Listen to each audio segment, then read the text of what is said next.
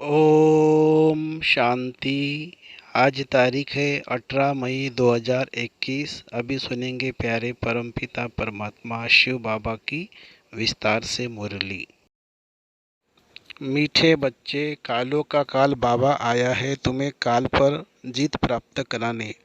मनमना भव के मंत्र से ही तुम काल पर जीत पाएंगे।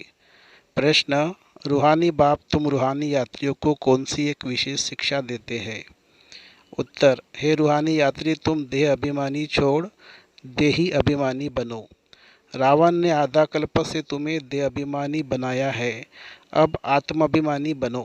यह रूहानी ज्ञान सुप्रीम रूह ही तुम्हें देता है और कोई दे नहीं सकता। गीत है ओम नमो शिवाय। ओम शांति।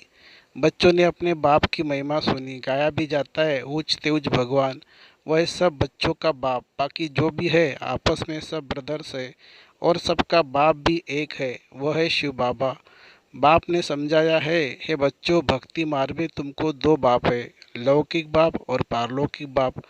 रचिता से रचना को वर्षा मिलता है, वह है हद का वर्षा, यह है बेहद का वर्षा। बेहद का बाप तो एक ही है जिससे बेहद का वर्षा मिलता है, वह निराकार, उसका नाम है परमपिता परमात्मा शिव। कहते भी है शिव परमात्मा नमः। वह ऊंचे ते ऊंच, तुम्हारी बुद्धि चली जाती है निराकार बाप की तरफ। वह रहते हैं परमधाम में, जहाँ से तुम आत्मा आती हो, बाप भी वहीं रहते हैं। वह है ही सर्व का सद्गति करने वाला। उसमें भी भारत परमपिता परमात्मा का बर्थ प्लेस है। शिव जयंती भी यहाँ मनाते हैं। उस रूहानी बाप को ही ज्ञान का सागर, पतित पावन, लिबरेटर, गाइड कहा जाता है। वही दुख हरता सुख करता है।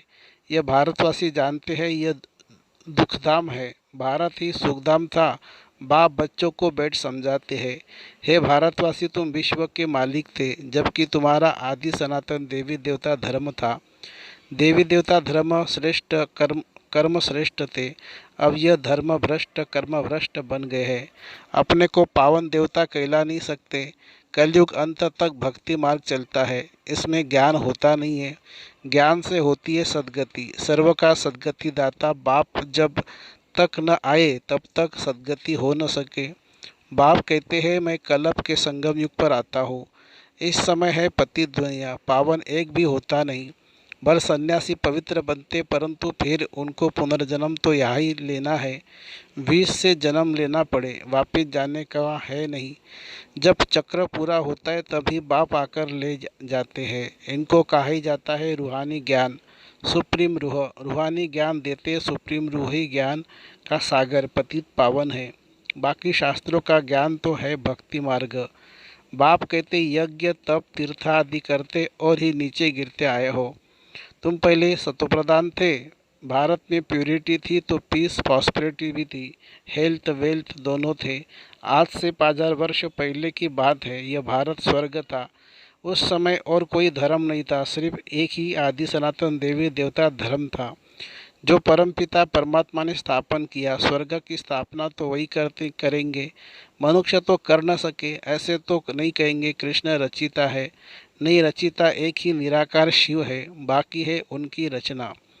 रचित रचिता से ही रचना को वर्षा मिलता है। बाप समझाते हैं, मैं तुम्हारा बेहद का बाप हूँ, तुमको बेहद का वर्षा देता हूँ 21 जन्मों के लिए। सूर्यवंशी चंद्रवंशी पवित्र धर्म स्थापन करता हूँ। ब्राह्मण धर्म है चोटी, सबसे उच्च है रूहानी बाप। रूहों को आप समान बनाते हैं। बाप ज्ञान का सागर, सुख का सागर है, तो तुमको भी बनाते हैं। भारत की सुखधाम था, अभी तो दुखधाम है। बाप कैसे आते हैं यह किसी को भी पता नहीं है। सतयुग आदि से कलयुग अंत तक यह सारी हिस्ट्री जाग्रफी भारत की है। ये लक्ष्मी नारायण कितने हेल्दी वेल्दी थे, कभी बीमार नहीं पड़ते थे। अभी काल पर विजय पाने शिक्षा ले रहे हैं, जिसको कालों का काल महाकाल कहा जाता है। वह तुमको काल पर विजय पहनाते हैं। नाम भी सुना, शिवाय नमः। तुम ऐसे तो नहीं कहेंगे परमात्मा सर्वव्यापी है, कुत्ते बिल्ली में है। इसको कहा जाता है धर्म की ग्लानि। बाप की ग्लानि करते हैं।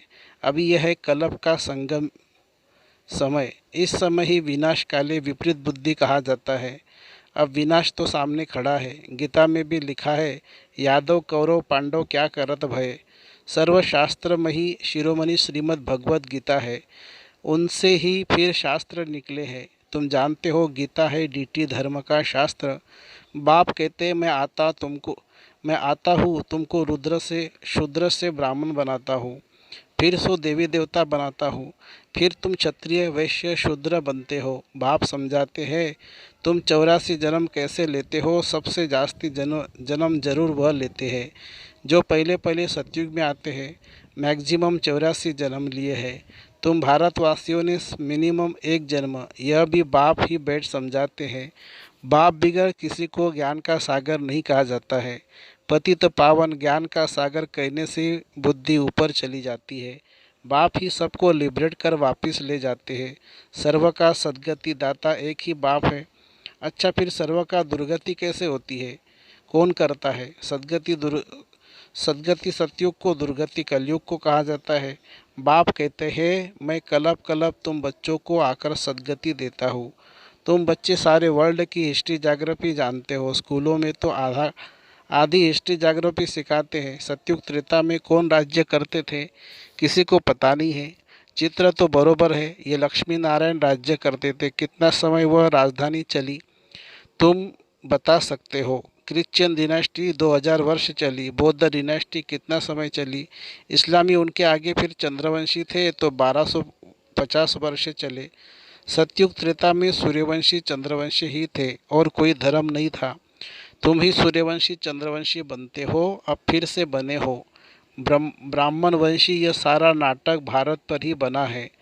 भारत ही हेल और हेविन बनता है, और धर्म वालों के लिए नहीं कहेंगे, वह तो हेविन में होते ही नहीं है। कोई मरता है तो कहते स्वर्गवासी हुआ, परंतु समझते नहीं है नरकवासियों को तो नरक में ही जन्म लेना पड़े ना। स्वर्गवासी स्वर्ग में पुनर्जन्म लेंगे। तुम बच्चे समझते हो यह लक्ष्मी नारायण स्वर्गवासी थे। उन्होंने यह राजधानी कैसे पाई? लाखों वर्ष की बात तो याद रह न सके। सतयुग में यह शास्त्र आदि होते नहीं है, यह सारी भक्ति की सामग्री है।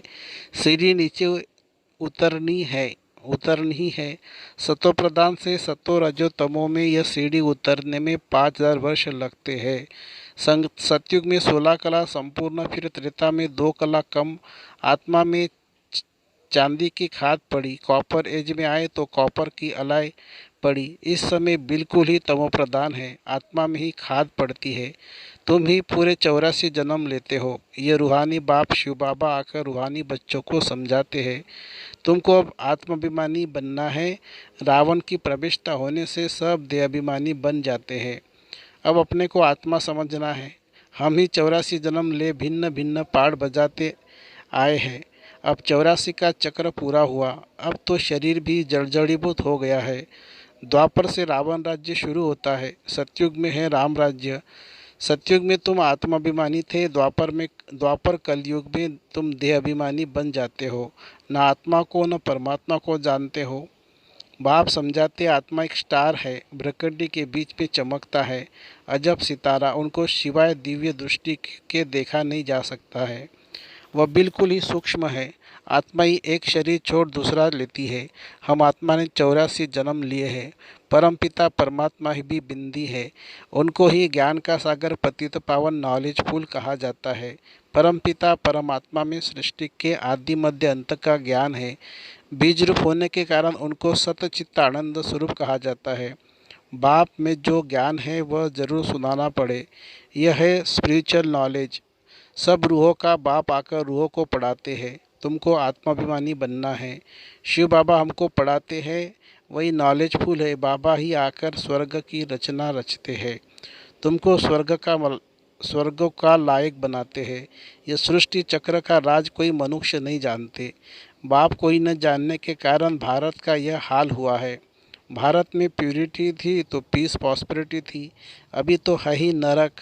फिर कोई स्वर्ग में जा कैसे सकते हैं? बिल्कुल ही पत्थर बुद्धि हो गए। बाप कहते हैं मैं बच्चों के लिए कोई तो सौगात ले आऊँगा। तुमको स्वर्ग का मालिक बनाता हूँ। जिन्होंने कल्प पहले वर्षा लिया है वही अब लेंगे। मनुष्य से देवता बनेंगे। वास्तव में प्रजापिता ब्रह्मा के तो सब बच्चे हैं। अब ब्रह्मा द्वारा शिव बाबा रचना रच रहे हैं। ब्रह्मा कुमार कुमारी बनते जाते हैं। शिव बाबा से वर्षा लेने के लिए पुरुषार्थ करना है।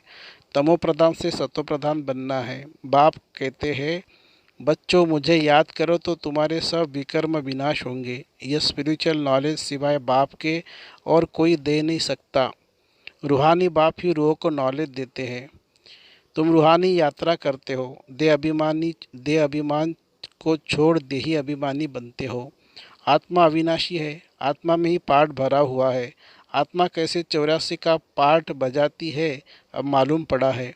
हम सूर्यवंशी थे, फिर चंद्रवंशी बने, फिर हमको सूर्यवंशी बनना है। अभी बाप सतोप्रधान बनने की शिक्षा देते हैं। मामेकम याद करो। भगवानुवाच, गीता का भगवान शिव बाबा है, न कि श्री कृष्ण। कृष्ण की आत्मा भी अब सीख रही है। अच्छा, मीठे मीठे सीखे लदे बच्चों प्रति माता पिता बाप दादा का याद प्यार और गुड मॉर्निंग। रूहानी बाप की रूहानी बच्चों को नमस्ते। हम रूहानी बच्चों की रूहानी माता पिता बाप दादा को याद प्यार गुड मॉर्निंग और नमस्ते बाबा नमस्ते। धारणा के लिए मुख्य सार। रूहानी यात्रा करनी और करानी है। स्वयं को सत्वप्रधान बनाने के लिए एक बाप को याद करना है। आत्माभिमानी बनने का पूरा पुरुषार्थ करना है। दूसरी पॉइंट, काल पर विजय पाने के लिए बाप की शिक्षा को ध्यान पर रखना है। अपने को रूह समझ रूह को ज्ञान देना है। वरदान, आवाज से परे की स्थिति में स्थित हो सर्व गुणों का अनुभव करने वाले मास्टर बीज रूप भव। जैसे बीज में सारा वृक्ष समाया हुआ होता है, वैसे ही आवाज से परे की स्थिति में संगम युग के सर्व विशेष गुण अनुभव में आते हैं। मास्टर बीजरूप बनना अर्थात सिर्फ शांति नहीं, लेकिन शांति के साथ ज्ञान, अतीन्द्रिय सुख, प्रेम, आनंद, शक्ति आदि आदि सर्व मुख्य गुणों का अनुभव करना। यह अनुभव सिर्फ स्वयं को नहीं होता, लेकिन अन्य आत्माओं भी उनके चेहरे से सर्वगुणों का अनुभव करती है। एक गुण में ही सर्वगुण समाये हुए रहते हैं। स्लोगन है, अच्छाई धारण करो लेकिन अच्छाई में प्रभावित नहीं हो जाओ। अच्छा ही धारण करो लेकिन अच्छाई में प्रभावित नहीं हो जाओ। मातेश्वरी जी के अनमोल महावाक्य। जिसका साथी भगवान है, उनको क्या रोकेगा आंधी और तूफान। जिसका साथी है भगवान, उसको क्या रोकेगा आंधी और तूफान। देखो, यह गीत सिद्ध करता है कि आत्मा और परमात्मा दो चीज़ है। न ईश्वर सर्वव्यापी है, क्योंकि जिसका साथी है ईश्वर, वो हाजिर होते हुए फिर भी सृष्टि में इतना दुख क्यों। मनुष्य इतने कंगाल मोहताज क्यों। परमात्मा तो सुख स्वरूप है। तो सर्वव्यापी परमात्मा कहना गोया परमात्मा की इंसल्ट करना है। भगवान के हाजिर होते दुनिया सुख स्वरूप होनी चाहिए, वह दुख स्वरूप। फिर परमात्मा को पुकारने की दरकार क्यों। तो इस समय माया सर्वव्यापी है, न कि परमात्मा हाजिर है। परमात्मा सिर्फ एक बार संगम पर आता है तब उनको हाजिर नाजिर कह सकते हैं, बाकी उनकी याद सबके दिलों में व्यापक है। शरीर को चलाने वाली शक्ति तो हर एक में भिन्न भिन्न संस्कार वाली आत्मा है, न कि परमात्मा है। अब विचार करना है कि परमात्मा का साथ क्यों लिया है। इस माया के आंधी और तूफान से पार होने के लिए तो ज़रूर कोई माया का तूफान है, जिससे पार होने के लिए उस परमात्मा का साथ हम आत्माएं मांगती हैं। अगर वो हाजिर होता तो न माया की उलझन होती, न उनका साथ लेने के लिए याद करना पड़ता। तो हम आत्मा और परमात्मा दोनों का इस खेल में पार्ट है। तो जब परमात्मा आता है तो उनका पूरा साथ ले उनका हो जाना है, तब ही माया की तूफान से छूट जाएंगे। भल तो सबका सुखदाता है, भल वो सबका सुखदाता है, परंतु जो प्रैक्टिकल में उसका सहारा लेते हैं उन्हों को ही साथ मिलता है। तो उन बच्चों को एक्स्ट्रा प्राप्ति होती है। भल वो दुनिया के अंदर आए उपस्थित हुआ है, परंतु वो आश्चर्यवंत दुनिया को इनको न जानने के कारण इनका साथ नहीं लेती है। अगर इनका पूरा साथ पकड़ ले तो मदद देने में मशहूर है। कहते हैं, एक कदम तुम आगे बढ़ो तो 10 कदम आगे आएंगे। तो वो संपूर्ण वर्षा देते हैं, जिसमें कोई अपूर्णता नहीं होती। अच्छा, ओम शांति शांति शांति। ये थे मम्मा के महावाक्य। बहुत अच्छे से क्लियर किया मम्मा ने कि परमात्मा सर्वव्यापी नहीं है। ओम शांति।